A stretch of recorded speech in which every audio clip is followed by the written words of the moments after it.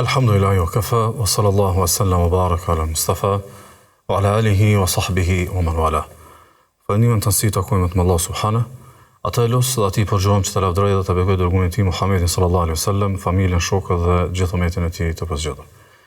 Të nërë vëllezër dhe motra, qasja njerëzve ndaj feve në përgjithësi, po edhe perceptimi ndoshta edhe historik edhe shkencor në raport me fetë, shpesh fokusohet tek pjesa e përbashkët e feve, dhe rrjedhimisht pastaj tenton që me trajtua dhe me shtjellu nga një prizëm ndoshta edhe i njëjtë. Në kuptimin që trajtohet diçka dhe thuhet fetë, ose trajtohet diçka dhe thuhet sipas feve, ose fjala bie për shembull përplasja ndërmjet ajo përplasja imagjinative ndërmjet shkencës, shkencëtarëve dhe feve.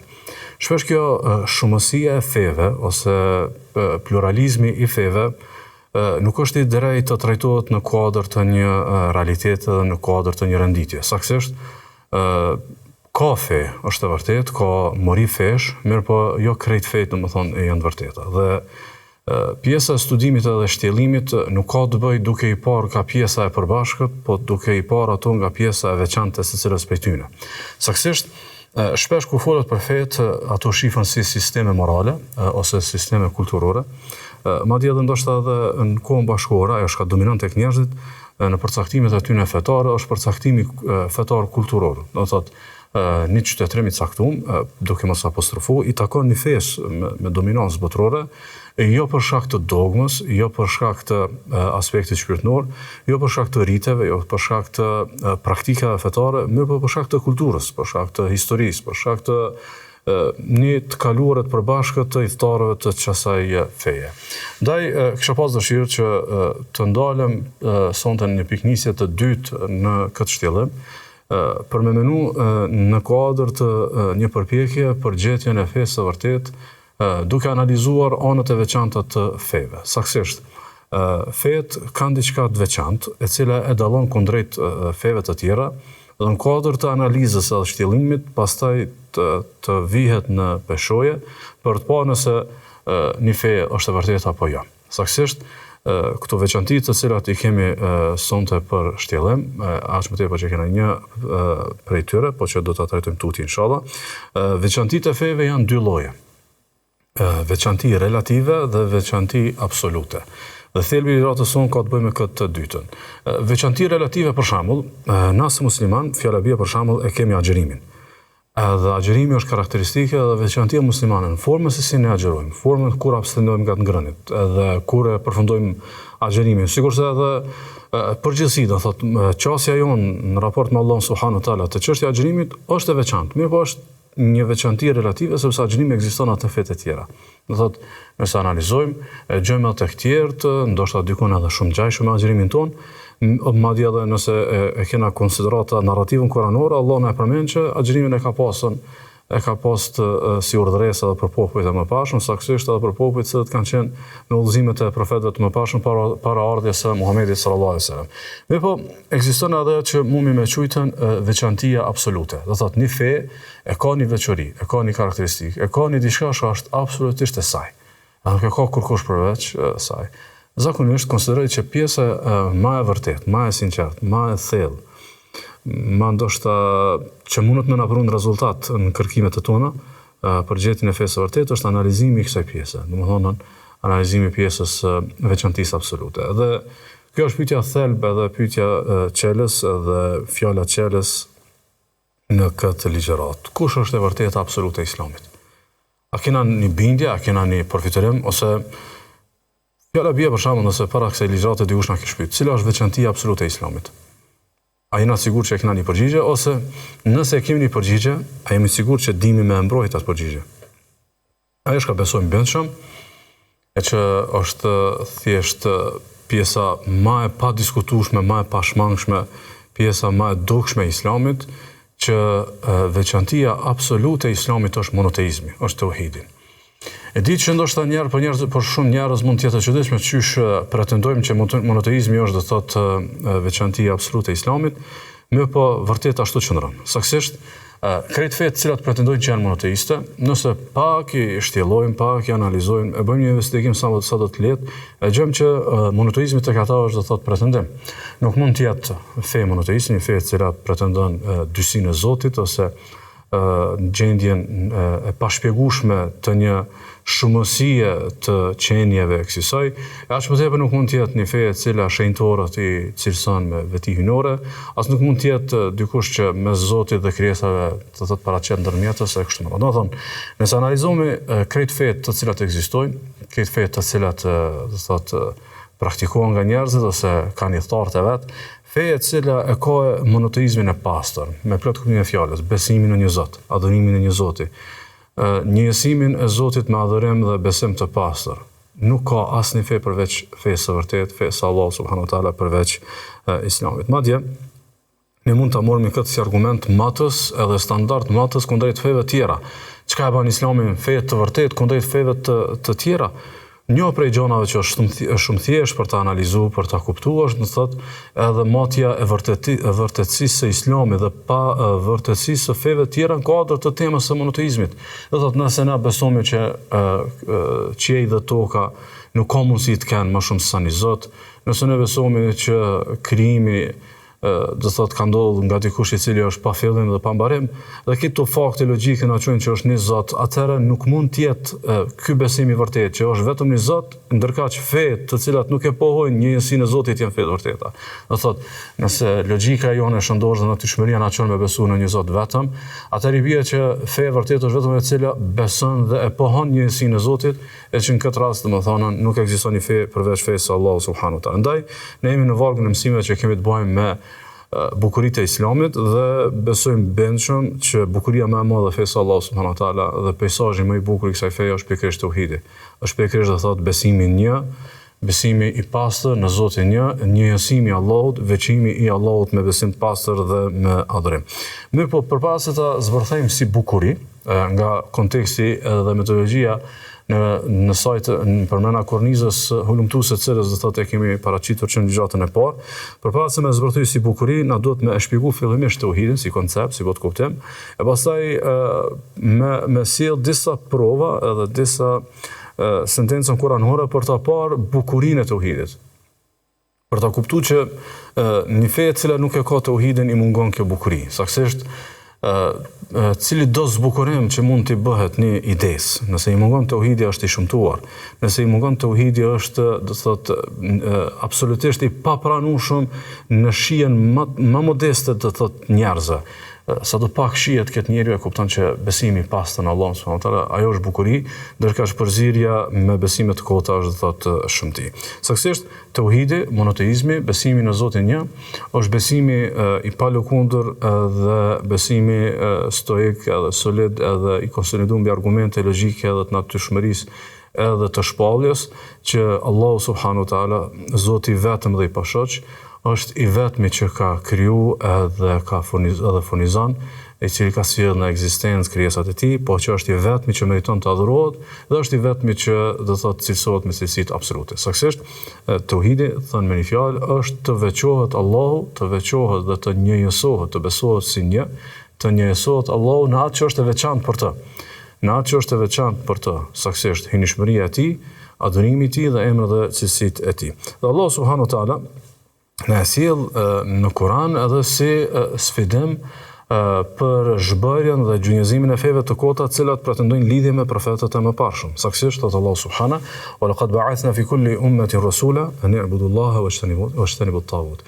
Ne çdo ummeti, çdo populli përpara ummetit Muhamedit sallallahu alaihi wasallam, përpara kësaj ngjarje të madhe që e kemi dërguar Muhamedit sallallahu alaihi wasallam, tek çdo popull më përpara kemi dërguar profet të dërguar të Allahut, cilët ju kanë thonë popujve tyne, ju kanë thonë njerëzve, adhuroni Allahun dhe mos adhuroni askë tjetër përveç Allahut dhe shmangni gjithkujt tjetër që adhurohet krahas Allahut subhanahu wa taala. Do thotë, çka është thirrja e tauhidit? Thirrja e tauhidit ose botkuptimi i tauhidit ose koncepti i tauhidit që ka koncept i përbotshëm i këtij profetëve është të veçohet Allahu, të mos adhurohet askush tjetër përveç Allahut. Kështu që kushdo që konsideron që ka një lidhje me një profet prej profetëve të mëparshëm. Realisht, një matje prej matje, për ta parë nëse kjo lidhje është lidhje besnike, nëse i ka qëndruar besnik lidhjes me profetët e parshëm, thjesht ku ne i luteni krahas Allahut, i luteni një profeti, ku ne i luteni krahas Allahut, i luteni shejtorit, ku ne i luteni krahas Allahut, i luteni një engjëll e kështu me radhë. Do thotë, krejt këto tregojnë që lidhja e tyre nuk është besnike me profetët e parshëm, saktësisht është lidhja që e kanë tradhtuar, do thotë, misionin edhe botkuptimin bazë. Thotë Allah subhanahu: "Wa ma arsalna min qablika min rasulin illa nuhi ilayhi annahu la ilaha illa ana fa'budun." Ne nuk kemi dërguar për atë o Muhammed, profetë të tjerë krahas teje, nuk kemi dërguar më herët, vetë se i kemi dërguar me një thirrje, vetë se i kemi dërguar me një proklamat, i kemi dërguar me një thirrje të qartë që nuk ka të adhuruar me të drejtë përveç Allahut, ndaj vetëm Allahun të adhuroni. Ndaj vetëm Allahun të adhuroni dhe të mos adhuroni askë tjetër krahas Allahut subhanahu wa taala. Kështu që besimi në Allahun një ose botkuptimi edhe dogma e monoteizmit ka të bëjë të besohet Allahu subhanahu wa taala, krijuesi fuqiplot në këto 3 vërteta që janë të veçanta dhe do të thotë që i dedikohen atij. E para ka të bëjmë të besohet Allahu një dhe i vetëm në hynishmërinë e tij.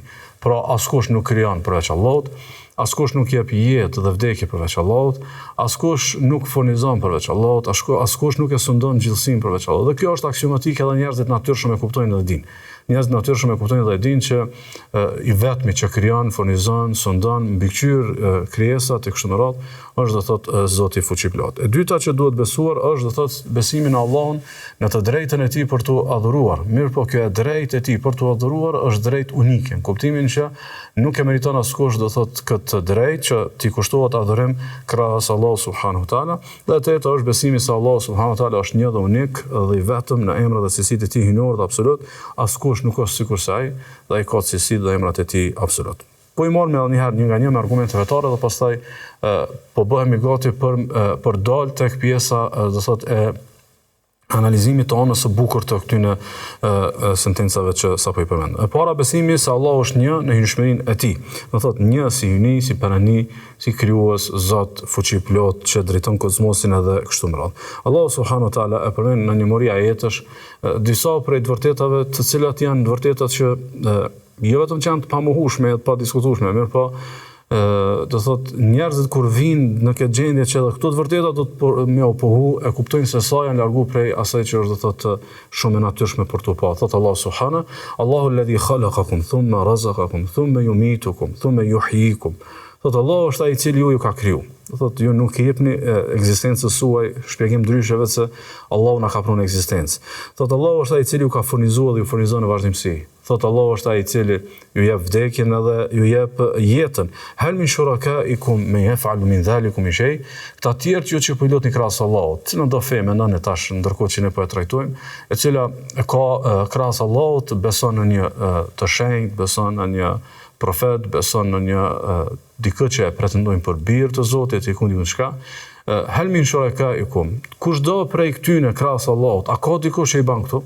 A ka dikush që krahas Allahut do të thotë krijon, furnizon, jep jetë edhe vdekje? Në kuptimin që kjo pyetje sikur Allahu subhanahu wa taala i nxjerr njerëzit përpara një sfide do thotë pashmangshme. Do thonë nëse është kaq e thjesht kjo temë, kaq e thjesht për ta kuptuar. Do thotë, ky i cili krijon, ky edhe meriton adhurimin. Ky i cili jep jetë dhe vdekje, ky e meriton adhurimin. Ky i cili do thotë sundon gjithësinë, ky e meriton adhurimin. Edhe a ka doni vepër më të ulët, edhe më të keqe, edhe më të paarsyeshme, sesa në vend Zotit beso dikush tjetër ose bashkë me Zotin të adhuro dikush tjetër me të patë drejtë. Ndaj sikur se shënojmë Buhariu Muslimi për Abdullah ibn Mesudit, thotë kompyetnia e pejgamberit sallallahu alajhi wasallam dhe i kom thonë: "O i Allahu, cili është mëkati më i madh?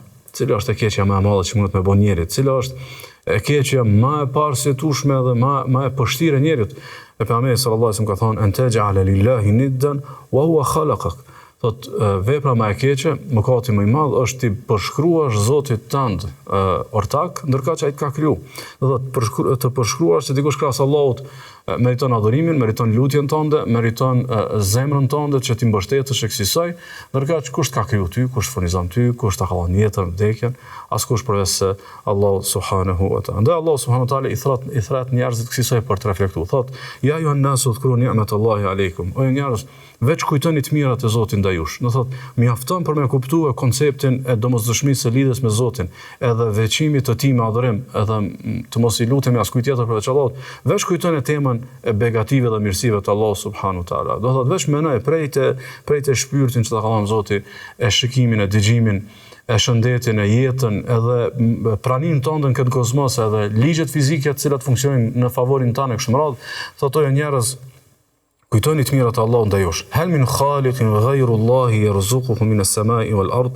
A ka dikush që është krijues krahas Allahut që prej në qiell apo prej në tokë ju furnizon ju e krahas Allahut? Do thotë, kush është ai që lëshon shiun dhe ju keni bim? Kush është ai i cili e le diellin dhe ju keni bereqet? Kush ja u ban bukën? Kush ja u ban ushqimin? Kush ja u ban të mirat? Kush ju sjell ujin e kështu me radhë. Domethënë, nëse ky është i vetmi që ju furnizon, dhe në saj të furnizimit të tij ju ekzistoni dhe ju mund të keni një jetë normale në tokë, në këtë gjithësi mundi me ekzistu, atëherë a mund të ketë dikush që meriton adhurimin krahas Allahut subhanahu taala. Ndaj, kjo pjesa e parë që ne besojmë Zotin si i vetëm, një dhe i vetëm që vetëm ai krijon, furnizon edhe drejton gjithësinë, kjo pastaj na çon te besimi i dytë. E që është do thotë besimi se Allah është një në të drejtën e tij për të adhuruar, do thotë askush nuk e meriton adhurimin krahas Allahut dhe në këtë në vazhdimsi e përsërisim teksa e këndojmë surën Al-Fatiha, iyyaka na'budu wa iyyaka nasta'in, vetëm ty të adhurojmë edhe vetëm prej teje ndihmë kërkojmë. Do thotë nuk e adhurojmë askë tjetër krahas Allahut. Saktësisht shpesh njerëzit do thotë kanë adhurim për Zotin, kanë momente që i lutën Zotit, kanë momente që i kushtohen Zotit me adhurime, mirë po nuk e veçojnë, nuk e bojnë adhurimin vetëm për Zotin. Saktësisht i lutën Allahut dhe dikujt tjetër krahas Allahut, ose besojnë Allahun e madhreshëm edhe adhurojnë Allahun te barekuhu te ala, mirë po ndoshta në situata të caktuara shkojnë në vende të caktuara, në tempo i caktuar edhe i kushtojnë adhurimin dikujt tjetër krahas Allahut dhe realisht do thotë i bëjnë shirk Allahut. Thotë Allahu subhanahu wa ta'ala, was'al man arsalna min qablika min rusulina aj'alna min duni ar-rahmani alihatan yu'badun. Ti pyet çdo që ne kemi dërguar pi profetëve më para, holumto gjeni këtë proklamatat e më parshme që janë kohën të profetëve, shif a ka dikush krahas Zotit që është urdhëruar për të adhuruar. Do thotë a ka ekzistuar ndonjë thirrje tek profetët e mëparshëm që të adhurohet dikush do thotë krahas Allahu subhanahu wa ta'ala. Saktësisht kjo pjesa e parë që njerëzit besojnë që Zoti është një si krijues, furnizues, sundues dhe drejtues i kozmosit, shpesh njerëzit mendojnë që janë besimtarë. Shpesh i ban njerëzit me mendu që janë përcaktuar tek besimi. Mirë po këtu nuk është sfida më e madhe njerëzve, se kjo temë pak më e lehtë për më kuptuar që nuk ka krijues përveç Zotit, nuk ka furnizues tjetër krahas Zotit. Mirë po pjesa tjetër që do thotë i sfidon njerëzit, ajo është ajo që thotë Allah subhanahu, "O ma yu'minu aktharuhum billahi illa wa hum mushrikun." Shumica e njerëzve nuk besojnë ndryshe në Zotin vetëm duke përzi besimin në Zotin me dikant tjetër. Do thotë e besojnë Zotin si një si furnizues dhe krijues, mirë po kur vjen puna për të adhurimin, kur vjen puna për të ibadeti, e gjojmë sa të shpesh tek njerëzit që krahas Allahut subhanahu taala adhurojnë të tjerë, krahas Allahut adhurojnë fjalabie klerikët fetar, adhurojnë shenjtorët, adhurojnë profetët, adhurojnë të thotë engjëjt e kështu me radhë. Ndërkaq Allahu subhanahu taala na tregon për një prej realiteteve të idhujtarëve të hershëm, thotë sigurisht e përmend Kur'an, thotë "Wa sa'altuhu man khalaqa as-samawati wal arda wa sakhkhara ash-shamsa wal qamar la yaqulanna Allah fa anna yufakun." Thotë nëse ti pyet ata njerëzit që janë në kohën e pejgamberit sallallahu alaihi wasallam, do thotë idhujtarët, nëse ti pyet ata kush i ka krijuar qiellin dhe tokën, kush e ka bërë diellin edhe hënën edhe ka vënë shërbim të njerëzve edhe në të mirën e tokës, ata kanë më thonë Zoti, kanë më thonë Allahu e ka bërë qiellin, tokën, hënën, diellin. Atëherë thotë pse shpifni, pse shkoni më lut dikujt tjetër krahas Allahut? Ata pse keni ngatruar konceptin e dytë bazë të monoteizmit që është do thotë të veçohet Zoti do thotë me adhurim. Dhe koncepti i tretë që e kompleton këtë koncept saktësisht këtë botë kuptim, është besimi se Allah është një në cilësi dhe në emrat e tij. Saktësisht askush nuk është sikur se Allah është absolut, Allah është i pa fillim edhe i pa mbarim, Allah është i plotfuqishëm edhe plotfuqia e tij është unike, sikurse edhe emrat dhe cilësitë e tij janë unik, askush nuk është sikur se Allah subhanahu taala, Allah nuk kotet, nuk e zgjumi, nuk lodhet, Allah është do thotë i plotfuqishëm. Çka është bukuria në këtë rast? Do thotë na jemi në vargun e mësimeve që ka të bëjnë me bukuritë e Islamit. Atëherë, ç'ky botë kuptim që na po shpjegojmë, që është me besu vetëm në Zot. Me besu që nuk ka tjetër përveç Allahut, me besu që nuk e meriton adhurimin askush tjetër përveç Allahut, me besu që ai i cili na ka dhënë jetën, vdekjen, ai e meriton adhurimin, dhe me besu që çdo adhurim, çdo vepër e mirë duhet më kushtohet vetëm Zotit të Madhërisëm. Ku është bukuria që saj? ku është bukuria që na pastaj ta shohim që fetë e tjera që ju mungon kjo, fetë e tjera që krahas Allahut i lutën ani profetit, fetë e tjera që krahas Allahut i lutën një shenjtorës, ose i lutën një shenjtores, ose i lutën ndoshta edhe thjesht një njeri të urtë, pse këto fetë e tjera ju mungon kjo bukuri dhe rrëdhëmisht ta shohim këtë bukuri si argument të Islamit, edhe të vërtetësisë fesë Allahut subhanahu wa taala. Bukuria më e madhe të tauhidit, të nderuar vëllezër dhe motra, bukuria më e madhe të tauhidit është natyrshmëria edhe përputhshmëria e saj me arsyen. Saktësisht, arsyeshmëria e tauhidit është bukuria e Islamit. Zot kur e shohim konceptin fjala bie na si musliman nuk jena thirr, nuk thirremi me besu tauhidin si diçka e pakafshme, për të qenë ndoshta më i qartë. Shpesh këta të cilët e besojnë Zotin në tre qenje, vinë në moment caktuar që thonë vërtet nuk e ka mendja, vërtet është e pakafshme, vërtet po na besojmë, është dogmë dhe besojmë. Tauhidi nuk ka kësaj. Do thotë tauhidi nuk ta jep këtë ndjenjë që ti të besu diçka që nuk kapet, nuk ta jep tauhidi me menuti që i duke unë nështruar një domethënie që është e parësyshme. Tauhidi është shumë i arsyeshëm. Tauhidi është shumë i arsyeshëm dhe gjithherë në diçka kur ka më shumë arsye, peizazhi është më i bukur. Do thotë edhe një vendim në jetë që merr, se është më i arsyeshëm, është më i bukur. Edhe në raportet ndërnjerëzore, diçka që është më arsyeshme, tingëllon ose jep një mesazh edhe një pamje do thotë më të bukur. Po i marr disa shembuj, çka i bë arsyeshmëria do thotë e tauhidit, e që realisht është bukuria e Islamit. Shembulli i parë është shembulli i relativitetit. Allahu subhanahu wa taala thotë kështu, o njerëz, thotë po a marrni ju thotë juve një shembull, për çështën e tauhidit.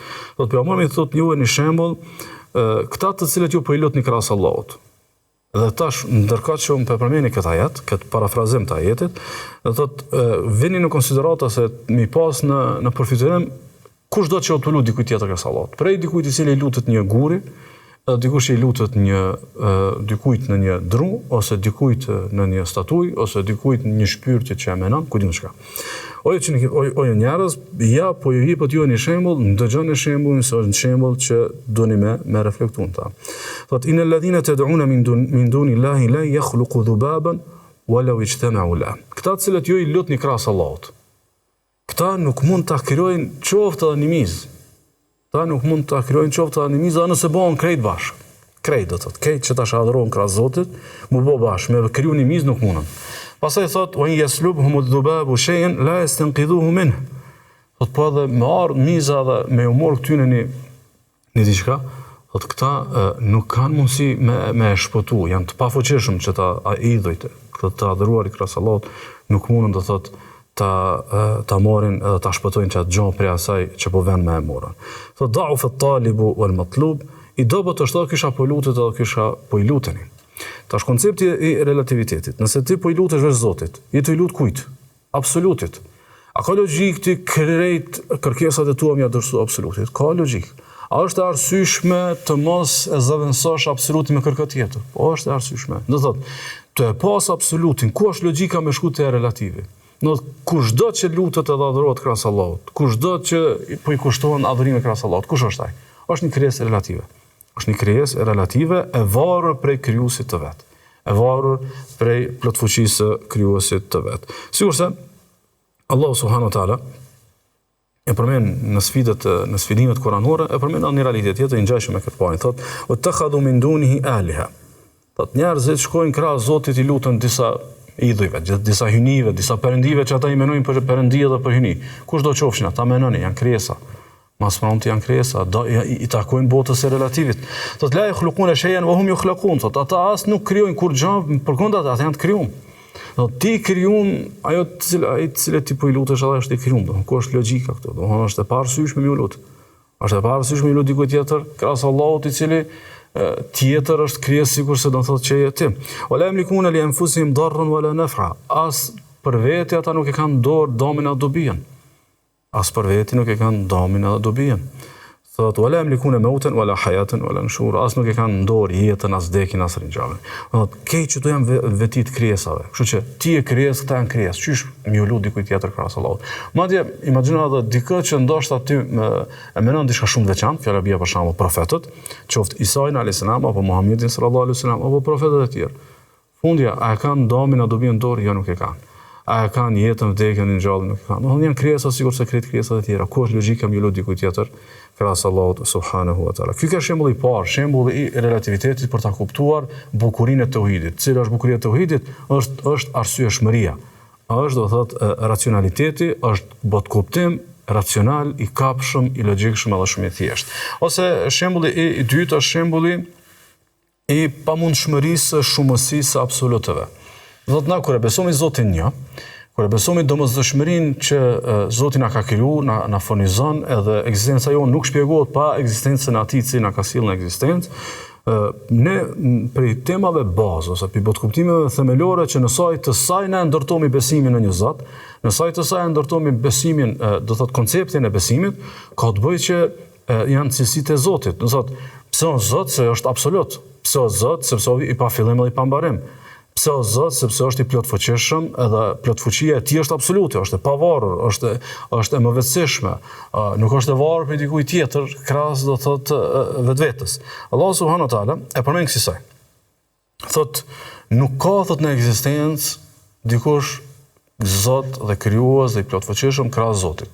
Në qiell, në tokë nuk ka dikush që është absolut, nuk ka dikush që ka vetitë e Zotit përveç Zotit një. Thot, idhen la dhahaba kullu ilahin bima khalaq. Thot, po të kish pas kësaj mundësi, që të kish pas ma shumë sa një Zot, të shkon ma shumë sa një Zot, thot, se cili ishte veçu me krijesat e veta.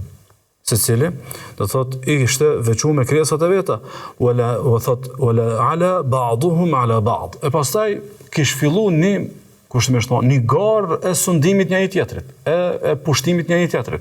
Një garë, do më thonë, qysh kush po del kundrejt tjetrit në e përsi. Saksisht, ko logjika e kësaj? Për shembull, nëse fjala vjen na kemi prej ligjeve të ekzistencës e kemi diellin. Do thotë për të ekzistuar jeta në tokë do të ketë rrezë diellit.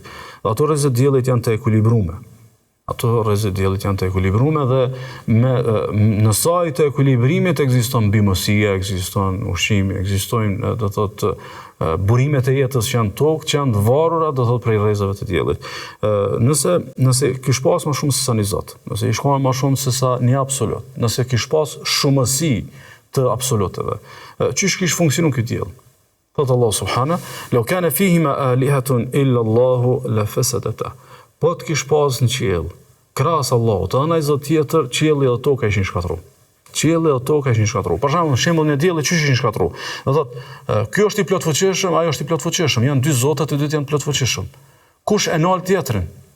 Nëse dikush e nal tjetrin, atëherë ai tjetri nuk është domethënë i plotfuqishëm. E nëse nuk është i plotfuqishëm, atëherë nuk është Zot. Ose nëse fjala bie për shembull në shembullin e dielli po funksionon mirë, dielli po na rrezon mirë, toka po funksionon, jeta është në rregull. Nëse dikush e kish nal diellin, se i shkoni plotfuqishëm me nal, a kish pas jetë? Ose nëse dikush e kish lëshuar më shumë sa duhet, a kish pas jetë? Nuk kishte pas jetë. Kush po e bën ekuilibrin? Apo e bën një marrëveshje ndërmjet Zotave? Apo e bën një far kompromisi? Apo lëshon ndonjëri pe kundrejt tjetrit? Kjo s'ka logjik.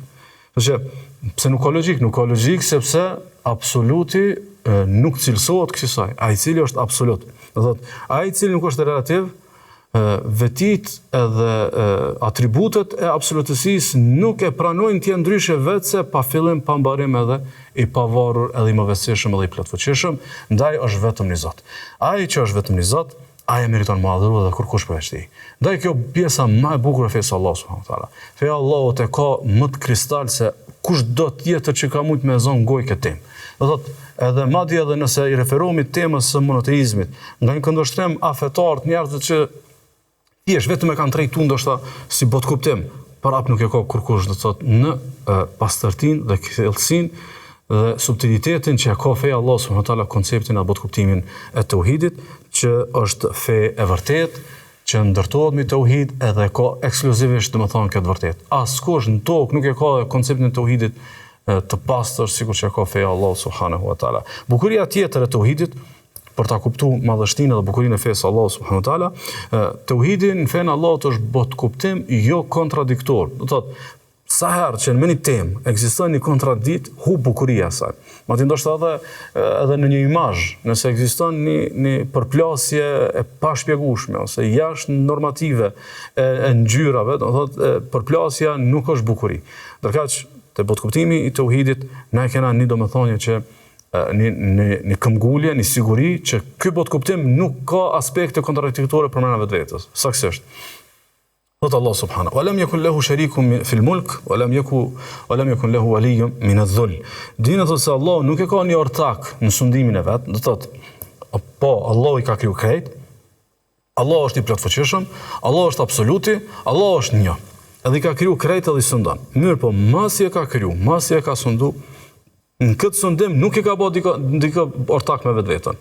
Nuk e ka bë dikë ortak do thot me veten, thot walam yakun lahu waliyyun min adh-dhull, edhe nuk e ka një ndihmëtar ose një dikën të afërt që e ka nda me të bashk, do thot sundimin, e që e ka marrë nga bota e relativit.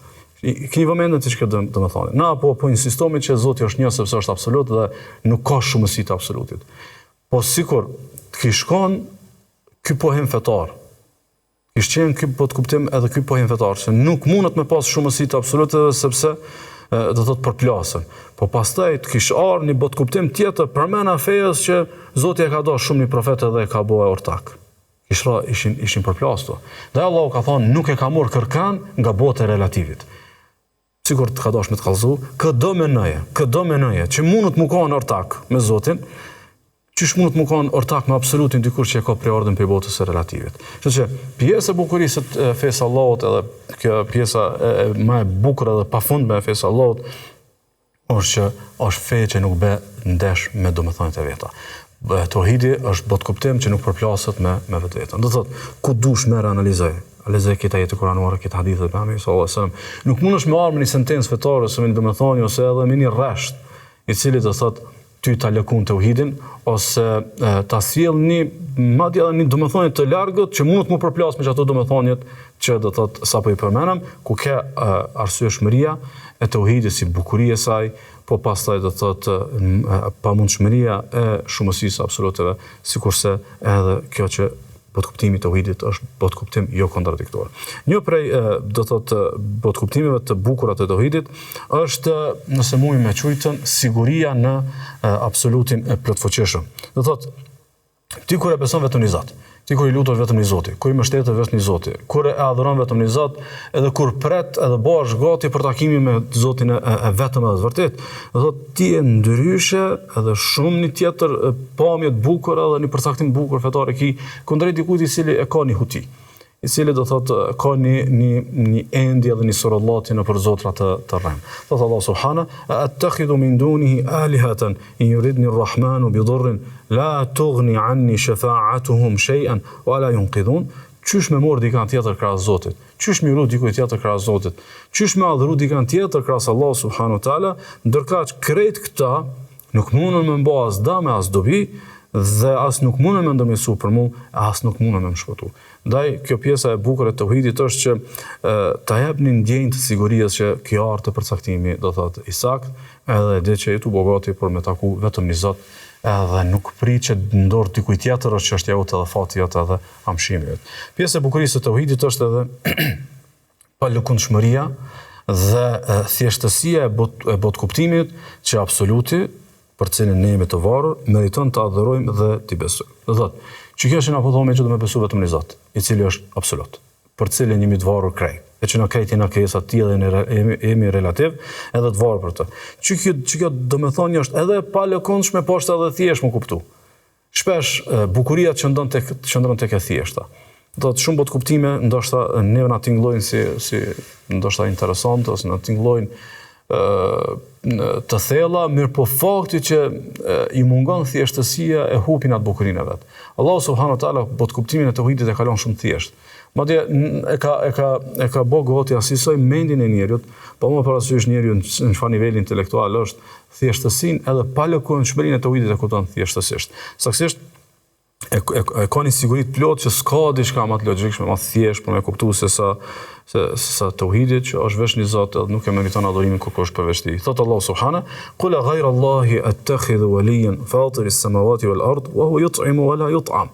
Thuaj, ata marr mbrojtës dikë tjetër krahas Allahut, ati drejtohem për të adhuruar dikë tjetër krahas Allahut, i cili Zot e ka krijuar qiellin e tokën, i cili na ushqen edhe nuk ushqehet. Do thotë, ti veç menoj konceptin e ushqimit për shembull. Ti s'un jeton pa këtë rregull, s'un jeton pa këtë varësi që Allahu çështu të ka kriju.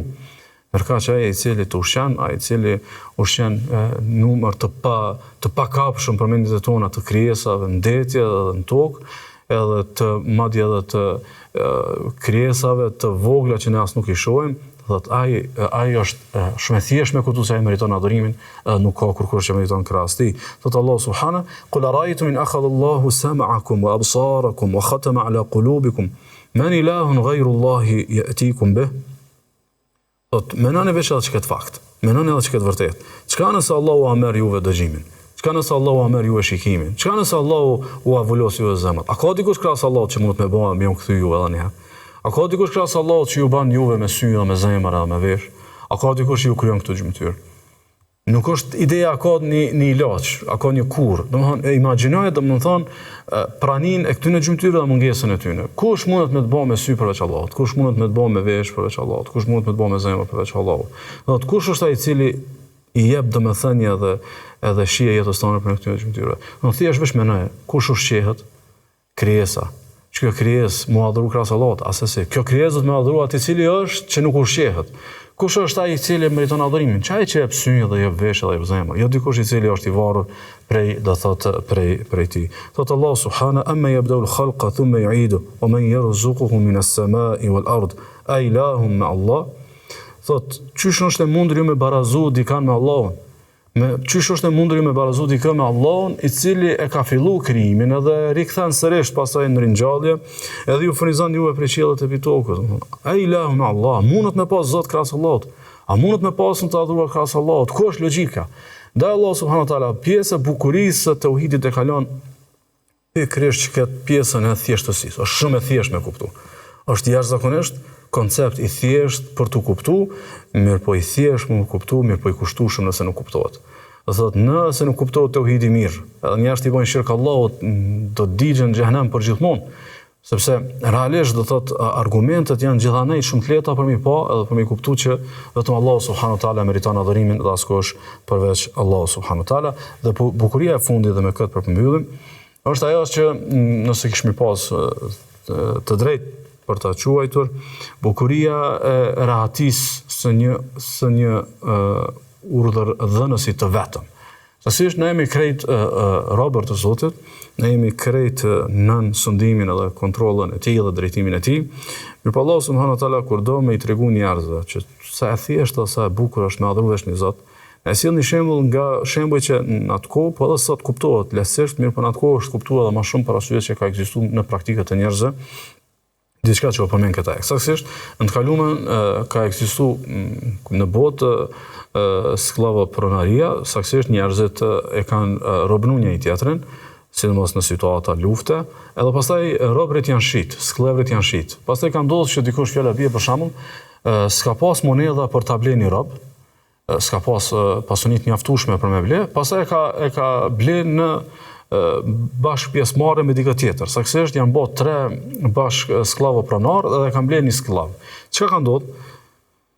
Skllavi i cili ka pas më shumë se sa një pronar, ka pas një jetë pak më të rëndë. Sepse fjala bie nëse në mëngjes i ka kry punë të pronarit të parë, pastaj ky pasditë ka kërku punë tjera, i treti ka kërku punë tjera.